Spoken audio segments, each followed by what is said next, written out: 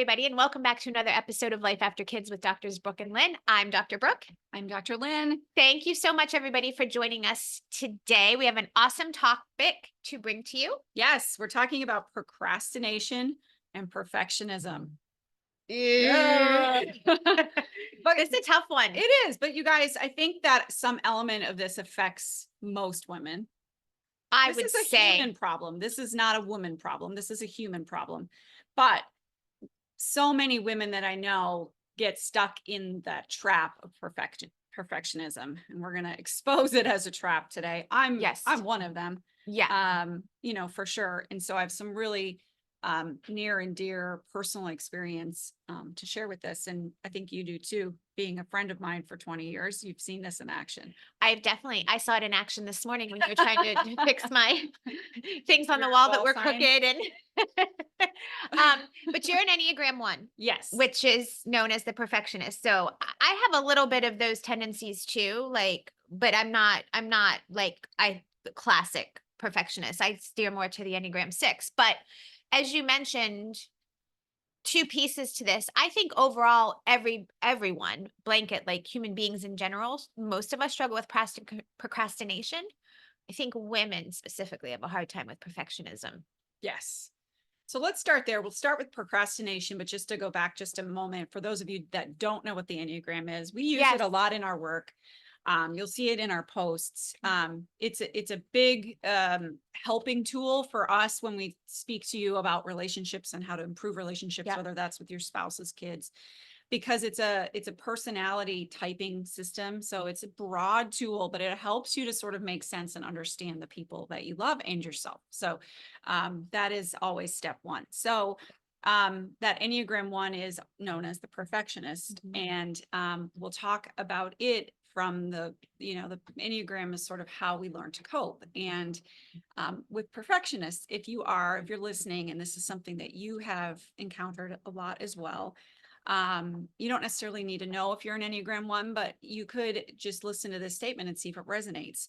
Like, when you were growing up, were you given law of approval if you performed perfectly? Right. Yeah. So there's other types just about performing in general, but this is all about really trying to be perfect, trying to get it right all the time, because that inner child, I guess, or going back, would earn that love once that performance or that thing was done perfectly. Yeah. And Yeah. then as an adult, you are the person that has that voice in your head that's always Correct. telling you that you're not good enough or it's not Correct. good enough. And that's why the Enneagram is such a That's a great tool. distinguisher. Yes, because it helps you gives you so many insights to sort of get out of your way as an adult, because we don't need to cope that way anymore. We're not relating with our parents in that same, we don't have that same dynamic. We're in our home, we're adults, we're in control of our lives. Right. And so we can sort of start to lay down some of those old strategies Right. and those old armor, I guess, that we used to carry, and it's helpful for that. So let's talk about procrastination first. Let's start there, because that one is a little easier to tackle in terms of like how to do it. Well, first of all, we all know when we're doing it. Yeah, and I think we all do. And I think, just to back up real quick, the reason why we're talking about the two of these together is because we can just procrastinate in general, just because, for many reasons. Either it seems like too big of a project, or we're being a little lazy, but sometimes for many of us, it's because it has to be perfect. So we just keep putting it off, right? So that's why the two go hand in hand. So when we Yes. put those two together, you can really get stuck. And this is a great conversation for Life After Kids, because if we're working to be our best selves, or working towards goals, or to reinventing our life, we can't let the perfectionism, procrastination get in the way of, Right. of making the changes that we need, Right. right? Yeah. So procrastination, for me, what I find is if it's a bigger, more like daunting task for me, Overwhelm. yeah, it's overwhelm that gets me. And what I tend to do is go after the low hanging fruit, because remember, I like to get things done. I like to check my box and have my to-do list. So if I have all these things listed, and I know there's that one thing that's really important, and it's going to be the biggest needle mover, but it's big, I'll go to all those other little things. And that big thing, the important thing, takes the back seat. And now you're not really getting anywhere. You have filled your day with the 80% of stuff that's not getting you anywhere, and neglected the 20% thing that was the big Yeah. deal. Huge. I have a strategy that I'll be honest, I don't use all of the time, but when I have used it, it has worked tremendously for that. What have you found that's helped to sort of get beyond just looking at the low hanging fruit and get to be able to start to tackle some of those important Yeah. priorities? Yeah. Well, so the first step in, as we always say with anything, is self-awareness. Like the awareness that I was actually doing that. 'Cause sometimes you don't. Like you still can think like, oh, look at all this stuff that I got done today and feel really good and ignore that other thing. But then when you realize, like, hold on a second, You're like, you know, clean the gum off the chair. yeah, it's like, and by the way, this doesn't have to just apply to a business or work. It can be to anything that you're doing in your life, right? So I think so. That was the number one, is the awareness of it. So the number two, and the planner that I have I have my monthly calendar, but then I have each week laid out with like space for time, to-do lists, whatever. So I will list out for at the start of my week and each day the things that I want to accomplish. And then that day, so like if it was a Monday, when I get up Monday and I'm ready to get started with whatever it is that I'm doing, I go through that list and I number it in order of Oh, that's great. importance. So number one would be the thing that's, the biggest Yep. deal or the thing that needs to be worked on. And that helps me stay focused on not putting those other things Yep. off. Have you ever heard that phrase, eat that frog, eat the frog? I think I've heard you say Yeah, it. so that comes from Brian Tracy, and if you number those and you know that that's your number one priority, number two, whatever, you start with that and get that done, and that is the most empowering thing that you could do for your entire day, Mhm. because you tackle it, you slay that dragon, it's done, and then you have your whole day ahead. Yes. You can be so productive that way. Otherwise, you know what we do. We skirt around, like you said, and we do the things that we can get done. And then, oh, I ran out of time. I didn't have time to do that today. Yeah. And then you feel bad about You yourself did going to have bed time. because you didn't get it Right. done. And you're like, I don't have enough time in my day. I need more time. I need somebody to help me with blah, blah, blah. Well, no, you just focused on the wrong Yeah. things. Yep. And I'm not saying that to be mean to anyone else. No, I'm talking to I myself do when that I all say the this. time. And by the way, you can do this also. Like for me, what I also have seen is particularly with life after kids, not just in the day, but if I look at the whole week, because what I do is like, if I start with my Monday list, there are things that inevitably I'm not good enough yet at figuring out how long something's going to take me. Like there's always overlap. There are things that I'm just not going to get to. So they would carry over to the Mhm. next day or to later in the week. But what I find, if just looking at the week, so if I know, I'll give, for example, that the podcast is going out Sunday and I do our edits, right? I make sure that now, instead of saving that and just putting it off, I get that done at the very start of the week. Whatever I know absolutely has to be done for the week, I want to get that done on Monday and That's Tuesday, great. because otherwise, what I was doing was getting at all this little stuff. And then I get to Thursday, Friday, and I'm like, crap, I've got all this stuff to do. I'm heading into the weekend. I might have to do some Saturday. Whereas had I gotten that done, That's the great. others, does that make, does that make sense to you? And I hope it makes Totally, sense to everyone totally. else. Because there's that principle. If you have a 5-minute job, but you have an hour to do it in, what do most people do? Stretch that 5-minute Yep. job into an hour. So pretty Yep. soon you're going to the bathroom or you're fixing your hair, and then you get it done, but it could have taken 5 minutes. Yep. Right. So that's where our brains are like, well, we have all week to do this. Don't stretch it out, get it done, because but humans don't like a void. Yep. So we're sensing the void, like, what would we do with the rest of our week? So we stretch it out. But like you said, that starts with that awareness, and then you can override that mechanism, that default. Yeah, That's great. absolutely. I'm going to just throw something in there too, because we're so used to thinking about procrastination as a bad thing, right? We beat ourselves up. Oh, I procrastinate. One of the things that I think is important, and I just heard this recently, and I can't remember who to give credit to for it, but I think it might have been Ed Milet. But um, if it's happening and it's unusual for you, like Dr. Brooke, you know conquered some dragons with time management, right? So you're Yep. pretty good. You could be better, like, right? Right. But if it's unusual for you, just make sure that it's not a subconscious message telling you that whatever this thing is that you are not getting to doing, that it's not subconsciously because you're unaligned with that thing, Yeah. right? That is so important. I'm so glad you bring that up, because we should not ignore that fact. Sometimes we put things off because it's It's not the not thing we right. should be doing. It's not right for us. It doesn't feel good. Yeah. We don't like doing it. But then there's a difference, because there are things that we have to do that we don't like. No. And Right. sometimes we just have to suck it up and do it. And we do have a tendency to put that off too. But Yeah. some things we can't ignore. Right. Exactly. But Like if if you it's for have a our family, choice, most women will tend to do it anyway, suck it Mhm. up. But if it's something for yourself that you have been saying you want, but for some reason you can't get around to it, is it a question of overwhelm? Start there. Is it a question of time management? Yep. And then the third question you should ask is this really aligned with what I truly want? Yes. And sometimes it's what we think we want, and it actually may not be what we really want on the inside. And it's okay to ask those questions. Yes. And oh my gosh, that was like, I think a mic drop moment. Like that was huge. That what you just laid out there, Yeah. those three things. Yeah. Cause that it is, that's very powerful. Yeah. Oh, okay. So let's move on to perfectionism. Um, Can we just push that off a little bit? sure. I'm kidding. Let's procrastinate. Oh my gosh. I'm not ready I to go walked there. right into that. You did. Anyway, moving on. Sorry. So Brene Brown has done a lot of work on perfectionism. We've both read her book. She has said that perfectionism is really self-destructive. So we can think of it as like, well, especially like think of those people that you know, right?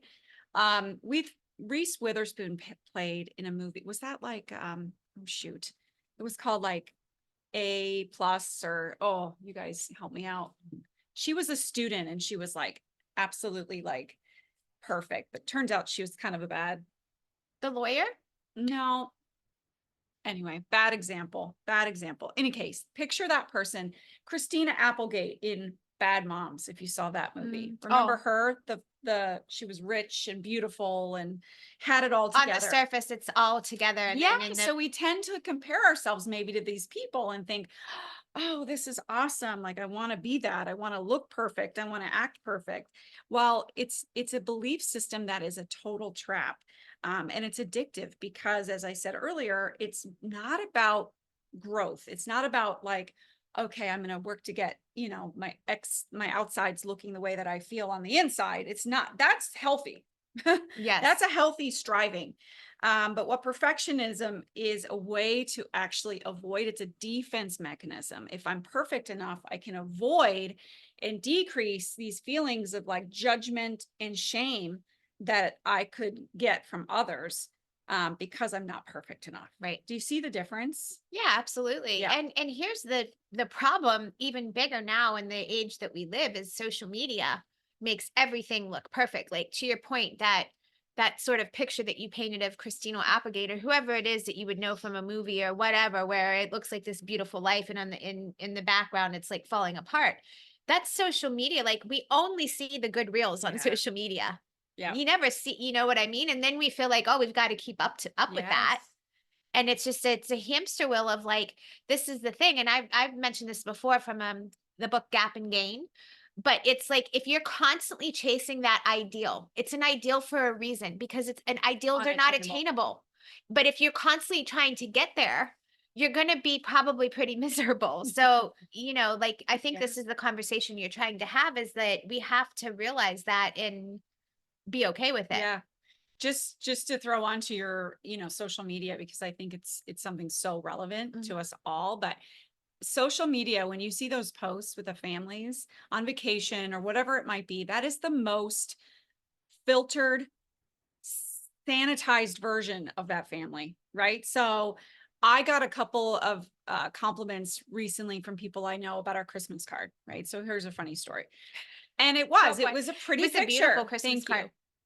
And okay, that's one of those areas that I'll still let myself be quote unquote perfect, Yeah. right? Like I'm looking for whatever. It's a Christmas card. I know where the hills I can die on. It's still going to be a piece of me, right?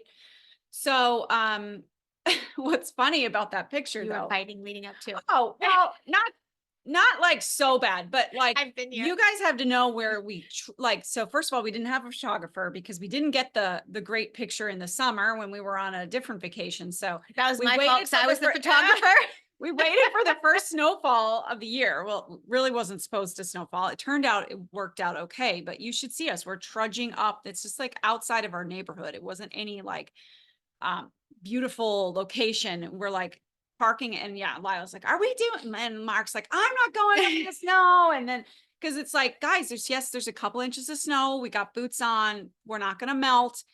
And then, and so it's all of that behind the scenes. And then, Yes. geez. And so you see this, like I said, the sanitized filtered version. So just make sure you realize you never know what happened before that picture was taken. Right. Like oh, I've No. done that. This is terrible. I feel guilty about this. Is off on a tangent. We'll bring it right back. But how many times we've been driving to church and fighting the whole way there with each other and just yelling, like whatever, bickering. And then we get there and it's like, everybody look perfect. We're all happy. We're all perfect. We're all like pretty. It's Yeah. like ridiculous what we do, And I think if we had more conversations about stuff like that, it would just actually be more comical to us, unless it's really like, sad fighting, hopefully we're just more or less like taking out our frustrations and it's not Yes. deeper There's rooted issues. obviously. There's a difference, but yeah, just keep in mind, everybody's going through that. And that's a piece of that being vulnerable, which is just like, hey, you're at church and be like,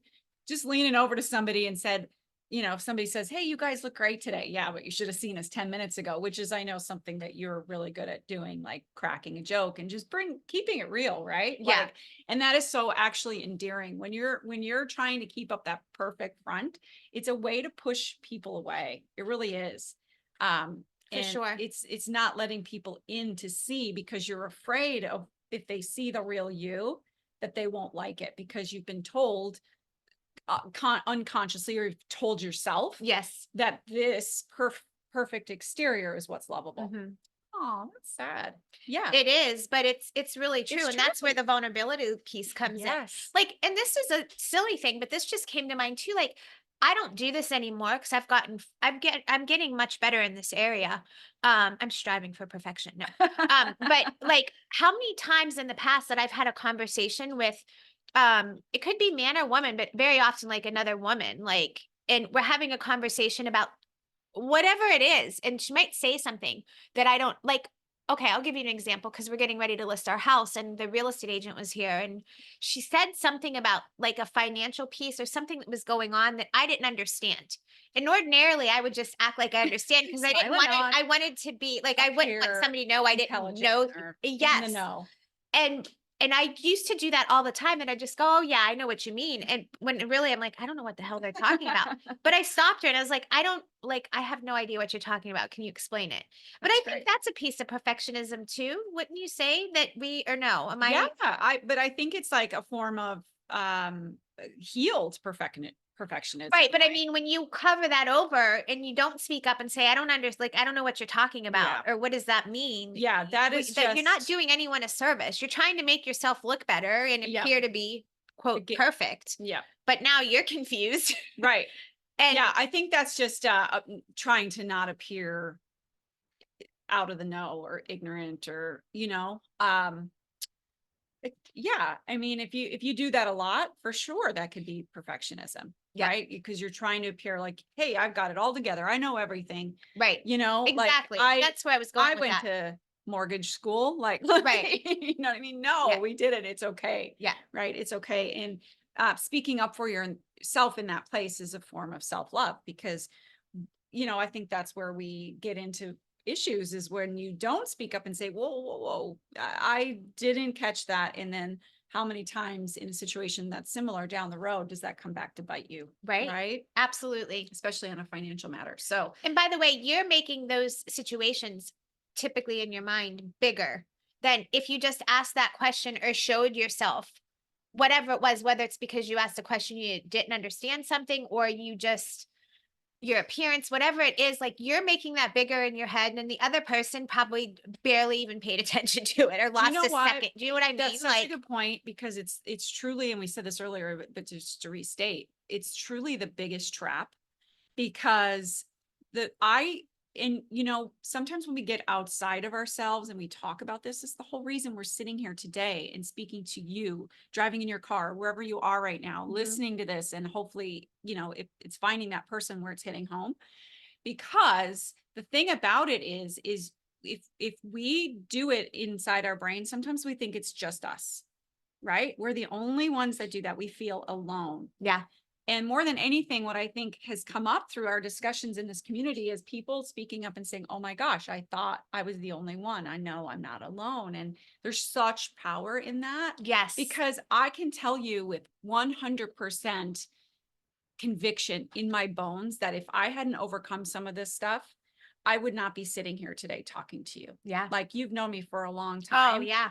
This is not been an easy road for me to just be able to open up and speak freely and candidly, Mhm. right? And I still every day kind of work on that. But, and I just think about that, how that would be doing a disservice to myself if I Absolutely. keep those things inside.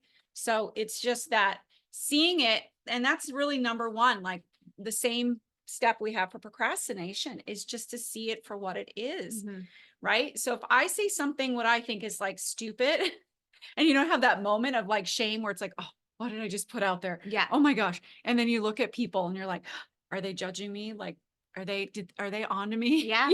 Do you Yeah. do this too? Yes. Totally. Right. And then you realize, oh, somebody else then says something stupid. That's what makes you feel better. I'm not the only stupid one. But then you can tell like they never stopped and just spent that whole 5 minutes checking out of the Yeah. conversation, because they are understanding that we're not perfect. Right. That people say dumb things sometimes, and Right. it's okay, because you are doing the best you can and you're on a road where you're just trying to improve every day, and that's the important part. Right. And we don't have, right. And we shouldn't let the perfection paralyze us, right? Like two more really quick concrete examples of that are, and I know every woman can relate to this, and this might lead into procrastination. You have people coming to your house and you have got to sweep your floors and scrub the floors because heaven forbid anyone comes and sees like The crumbs speck or of dust. anything. And by the way, back to our previous conversation, nobody coming to your house is going to notice that except maybe you. If you're coming, you notice. No, but I don't. I you notice you it do in it my for house. yourself. You've said that before, but you don't judge. You judge yourself harsher than you would judge anybody else. But that might stop you from having people over to your house. And it's like now you've missed a chance to have friends over and have a nice night because you're worried about your house not looking good enough. Yep. And that's a silly thing. Same thing with you coming to my house yesterday. You flew in to do the podcast. And as I was going to pick you up to the airport, Ken, who was home because it was a holiday, it was Martin Luther King, was like, well, you already know this story. Well, what can I do to help you out? And I gave him this. I was like, well, you could sweep up a little bit, pick this up, make sure the house is picked up. Da, da, da. And he was like, you do know the president's not coming to our house. But there again, like, right, it speaks Yeah. to this conversation where whether it's your appearance, whether it's what you're saying, whether it's the shape of your home, whatever it is, like Yeah. we can let go of that need for it to all be perfect before we start. Right. Yeah. I think the important part is if you are a true perfectionist, and you'll know it because it will stop you, what you just said, it will stop you from doing those things. So I have a feeling that if just all heck broke loose and just this weekend things went awry and your house wasn't vacuumed, you would be just fine with me showing up. You probably, if you're like me, you'd like apologize, oh my gosh, I'm so sorry, my house is a mess. But you would not, like you said, not go ahead and do the thing. And that's just one example, but like if it's speaking, if it's getting in front of people, if it's writing a message in a blog that you've been wanting to do, and it's you can't you have those little voices in your head that are telling you it's not good enough, it's not perfect enough, and it's actually stopping you from putting pen to paper or putting voice to your microphone or whatever that it is. You need to remember the second rule, which is, this is just a mantra for you, and it's a good one. Hang on to it. Done is better than perfect. So I love that. I come back to it over and over again. If we're going to put something out into the world, and it may not look perfect, but it could help one person. It could help you one little bit. It will grow you this much. Doing that thing imperfectly is better than not doing it all at all. Yes. Huge, right? That is so huge because, and by the way, if we don't do it imperfectly, we'll never get better. Like you can't just do the thing. Like, so here's a perfect example.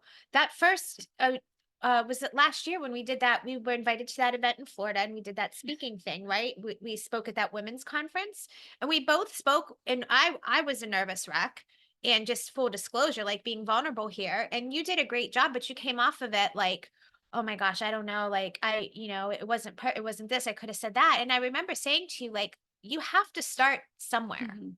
Like, if you just wait, like, and by the way, you're never going to get better if you don't do it the first Yeah. time, because you have to put it in motion. You have to, it's almost like practice it to get better. Yep. And you're not going to be able to, you just have to do it. Yep. Sometimes you just have to do it. And it doesn't, and you have to let go of it being absolutely perfect. Yeah. And by the way, anyone that was there, that was listening and watching, didn't pick up on any of that. Yeah. I mean, I think the fact that I stood up there, like, and I've spoken before that, but for years, it was always an Achilles heel Yeah. for me. So, I've kind of gotten that done is better than perfect, really solid in my brain. And now I'm at the place where, like, when I came off of that stage, I realized my message was not tailored for people who didn't know me as well as it could have Yeah. been. So I think it was more just healthy, constructive, just to, I know you're not saying anything, but just putting it out there that it was more like, okay, how can I tweak that and make that better Yeah. I for the wasn't same suggesting audience that it, next time, which you yes, should still do, because, like, it's not like, always. oh, here we go, this is ugly, but here you go. Right. There's still those. Do you get what I'm saying? Like, there's the test, put it out there, experiment, do it, push it out into the world, make it your best effort, and then, learn, and then repeat. Yes. Right. And, like, just kind of make that a cycle for you.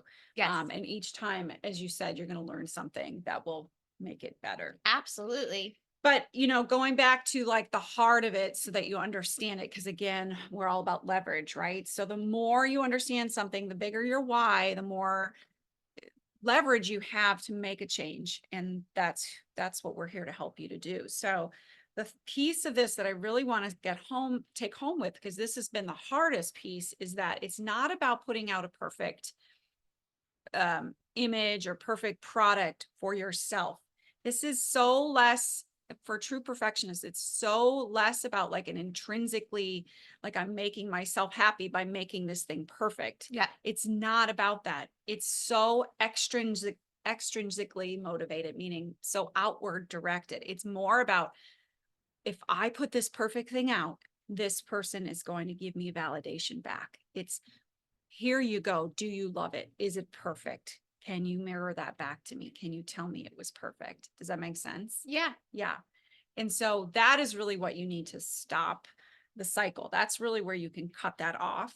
And so the third piece That's is huge. you have to work on loving yourself more than you love that validation from others. That's the only way to get out of that addictive belief, hamster wheel with the perfectionism, is to say, I'm not chasing that validation. I respect that person. I love that person, but what they think of me cannot matter more than what I think of myself. That is a huge truth bomb. And it is so powerful and so important, because if you rely on other people to make you feel good about yourself or to make you feel happy, you are barking up the wrong You're going to tree, be and waiting you a will, long time. or you're going to have lots of ups and downs, and you are never going to feel satisfied. Like, you will not live as joyfully as you could. And a lot of us do that with our kids. A lot of us do that with our spouses, our friends, or whatever it is. If you're waiting on the validation of somebody else to lift you up, that is not the way to a really purposeful and meaningful and vibrant life after kids. Nope. And we talked about this in a past episode just a couple weeks ago, where you have to be, your best friend should be you. 100%. Yep. And people, if you're listening, you're like, well, okay, great. Well, I've lived my life like this. How do I start? It's those three things. So just to recap, you got to see it for what it is. Re-listen to this episode if Yeah. you need to. If this is you, listen to this episode a couple of times, because Love it. I think a few of the steps are worth repeating, right? Yep.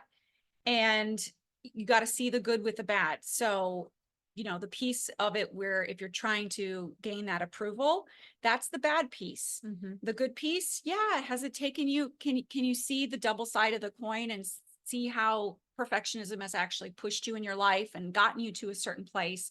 Respect it for what it is, but cut off the bad piece, which Yep. is just waiting for that validation, that love to come back. Yes. Start by giving it to yourself. And if you need to start with that, go back and listen to our Embracing Your Strengths episode, Yeah. right? Because that is really ground zero for step zero for, it's actually step one. Ground zero is getting physically healthy, Mhm. right?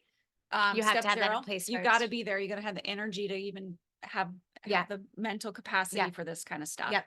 And then step one is learning about who you are, how you're special, and how you contribute to the world. And I guarantee you, every person, I can prove it, right? We can prove it with our quiz and with some other work that we do. So engage with us on that if you need extra help. But that's the first step. And when you 100%. start that journey, it's such a worthwhile journey to get to that place where you are giving it to yourself. You're giving, and then you do your best because it makes you happy. And it's Yes. bringing you to where you need to do, and it's not somebody else's idea of what's best.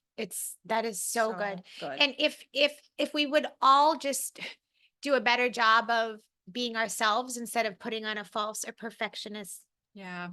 front, then we would all be less inclined to have to be something that we're not. Like, it starts with one person. If Yes. we would do that for ourselves, then you're not only helping yourself, but you're allowing everybody else in your life the freedom to do the same Yep. thing. It's a gift to all of us as women to Yes. be able to do that. Like, and we That's so need beautiful. to And it's that just being such said, a gift and such an important thing to have the freedom to just be yourself. And by the way, I'll say one more thing, and sorry I'm cutting you off, but mhm, just while I'm thinking of it, um if you go down the path of being yourself and letting your guard down and taking away that I need to be this way so I get the validation, and somebody in your life is mhm. not happy with that, then it's probably finding time to find new people in your, like, you should, do you see what I'm saying? Yes. So I was getting to that point too, which is just, this has been a lifelong habit. So this is now sort of like unconsciously, these walls and guards we build up, and just a repeated pattern that we Mhm. make. And so you can see it for what it is, but you still need to practice that vulnerability, right? It's not going Yes, to just that's be what I a was, switch that you flip and all of a right. sudden you're like, oh, hey, this is me, take it or leave it. But Exactly. you want to practice with people, and you were for sure one of those people with me. So I hope and pray that all of you guys have somebody in your life that is what we call a person who's safe, Safe person. right? Yeah. A person who knows you well enough, long enough to just, they are gonna, if you presenting something imperfect, they're gonna be like, okay, all right, let's Yeah. go, Yeah. and so you need to find those people, and if you don't have one, we'll be that people, we'll be those Yeah. people for you. 100%. Because that's the place to start, and you really kind of have to unwind that and like work on letting those walls down. Absolutely. Something that I do is it's like, you kind of go into that automatic mode, right? So there's certain people in my life that and it might be a work situation or whatever, where you're not necessarily like stepping into your true self, and you know it, but you're just functioning from a persona or professional Yep. persona, right? Yep. And so I still allow some of that, but in my personal life, I really am working towards making sure that people that are getting to know me, and it's harder with new people. It is, because you just automatically want to do that, right? And Mhm. get that, oh, here I am. But, start practicing with the safe people. And then when you sense yourself doing that, just stop, and you just have to you just have to interrupt that pattern somehow. So if that's like a word that that will trigger you, or just a thought that will trigger you, just stop, and then you just have to breathe. Mhm. And then just soften into your body, like, if that makes any sense. So like, because perfectionists, like, we tense. Yep. So you just soften into your body, and when you do that, then you think, okay, well, how am I really feeling, or what is really the truth here? Yeah. What's the good, the bad, and the ugly of what I'm telling? And don't sugarcoat it. Just, you just, and again, it takes practice, but then you just stand in the truth. And as you mentioned, if somebody doesn't receive that well, we're not looking for their we're It's not okay. looking for their validation. Yeah. If we're But more at the end of the day, if we don't give our truth or ourself, we're so much more unhappy with that. That's what actually makes us That's right. unhappy than if we feel, quote unquote, temporarily rejected by that person, right? So good. So what? Whatever. I mean, we don't have to live with them. We have to live with ourselves. Yes, absolutely. I love it. What a great conversation. I hope so. I hope it was healthy. Healthy, Helpful. helpful. Yeah. It was healthy. Healthy and helpful. I think at the end of the day, to It was circle helpful back for is me to talk about it. it. So yeah, me too. That's what I was just saying this morning. Like, it's amazing how much I get from having these conversations too. And I hope you guys are feeling the same way, you guys that are listening. And just remember as we wrap up here, um, done is better than perfect. Ah, I think that sums it all up. Done is better than perfect. So mhm. even as you start to practice taking your walls down a little bit or being more vulnerable or showing more of yourself, doing it and practicing it, you're not going to be perfect at it all the Yeah. time, but just get started with it, And right? if you're listening, so parting thought, if you're listening, you're like, this was helpful. I'm thinking of like my best friend who, oh my gosh, that's her.